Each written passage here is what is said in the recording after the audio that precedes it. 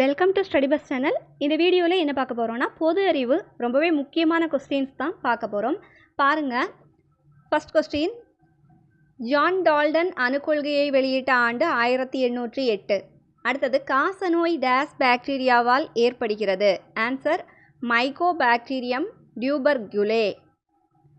Again read பண்ணுறேன். காசநோய் டேஸ் பாக்டீரியாவால் ஏற்படுகிறது? Answer mycobacterium tuberculosis. அடுத்த கொஸ்டின், கெல்வின் அலகானது டேஸ் என எழுதப்படுகிறது? Answer K. மின்னூட்டம் டேஸ் என்ற அலகினால் அளவிடப்படுகிறது? Answer coulomb. அடுத்தது, எடிசன் தன் முதல் மின் விளக்கை கண்டுபிடித்த ஆண்டு? ஆன்சர் 1879. முக்கியமானது, நோட் பண்ணி வச்சுக்கோங்க. அடுத்த கொஸ்டின், 5 உலக வகைப்பாட்டு முறை டேஸ் என்பவரால் 1969ஆம் ஆண்டு முன்மொழியப்பட்டது? Answer RH விக்டேக்கர். அடுத்த கொஸ்டின், கீழ்கண்டவற்றில் மனிதனின் அறிவியல் பெயர் என்ன அப்படின்னு கேட்டிருக்காங்க. மனிதனோட அறிவியல் பெயர் ஹோமோ சேப்பியன்ஸ்.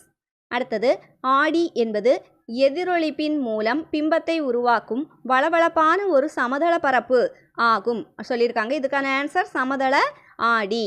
அடுத்தது, நிலவு பூமியை சுற்றி வர ஆகும் காலம் 27 நாட்கள் ஆகும். அடுத்தது, ஆடி மையத்திற்கும் முதன்மை குவிய தொலைவிற்கும் இடைப்பட்ட தொலைவு எது? குவிய தொலைவு. ஆன்சர் குவிய தொலைவு. அடுத்தது, டேஸ் என்பவரால் தொலைநோக்கி கண்டுபிடிக்கப்பட்டது? ஆன்சர் ஹான்ஸ் லிப்பர்சே என்பவரால் தொலைநோக்கி கண்டுபிடிக்கப்பட்டது.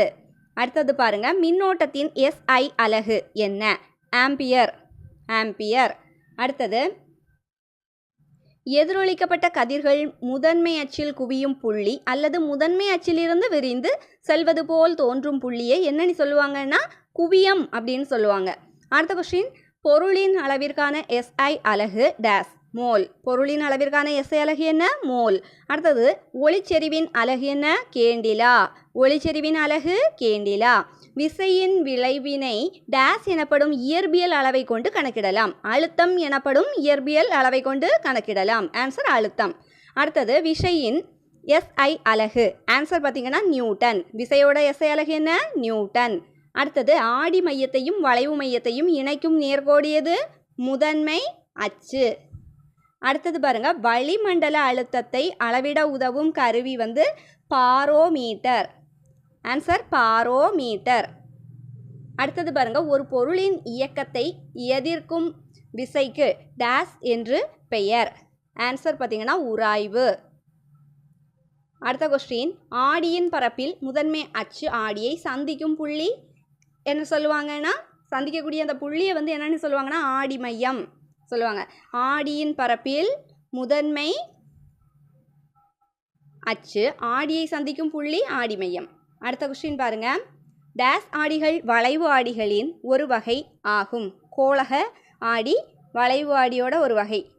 டேஸ் ஆடிகள் வளைவு ஆடிகளின் ஒரு வகை, கோளக ஆடி. அடுத்தது பாருங்க, ஆடி மையம் டேஸ் எனும் ஆங்கில எழுத்தால் குறிப்பிடப்படுகிறது? P என்னும் ஆங்கில எழுத்தால் குறிப்பிடப்படுகிறது.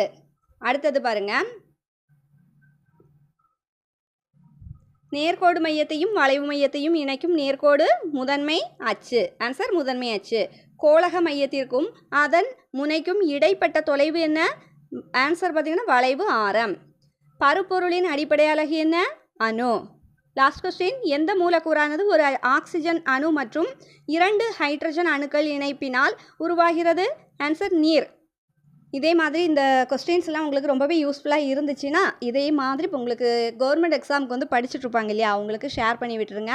அது மட்டும் இல்லை, இந்த வீடியோ யூஸ்ஃபுல்லாக இருந்துச்சுன்னா நம்ம ஸ்டடி பஸ் சேனலை சப்ஸ்கிரைப் பண்ணி வச்சுக்கோங்க. தேங்க்ஸ் ஃபார் வாட்சிங்.